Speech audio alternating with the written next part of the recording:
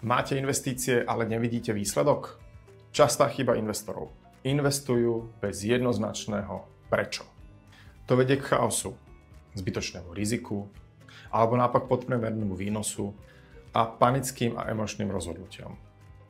Ak neviete, na čo peniaze slúžia, nebudete vedieť, ako ich správne alokovať, kedy ich vybrať, koľko potrebujete.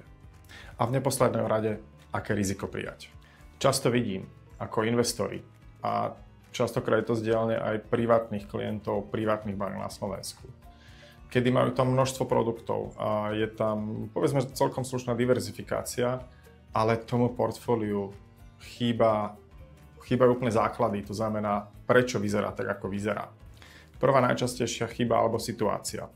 Povedzme, klient Peter, 45-ročný úspešný podnikateľ, investoval svoje peniaze do rôzneho typu portfólia, do rôznych sektorov, ale potom prišla finančná kríza alebo výraznejší pokles, klient sa zlakol a predal svoje investície pod cenu. Prečo? No lebo nikdy nedefinoval, na čo tie peniaze majú slúžiť.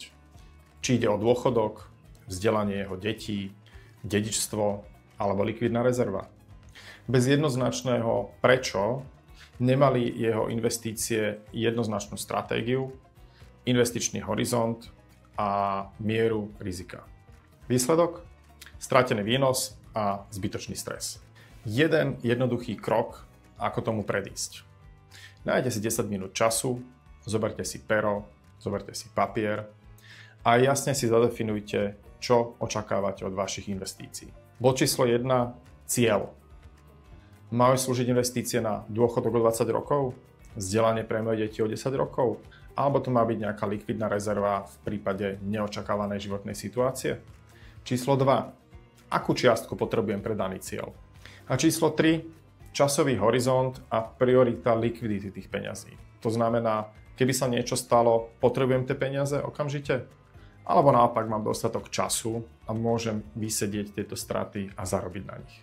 Keď si zodpoviete tieto otázky, jednoducho rozdielte si tie vaše peniaze do tých pomyslených košičkov, napríklad 3, dôchodok, vzdelanie, rezerva a príslušnému košičku už potom priradíme finančné nástroje a prispôsobíme v danej miere likvidity a riziku.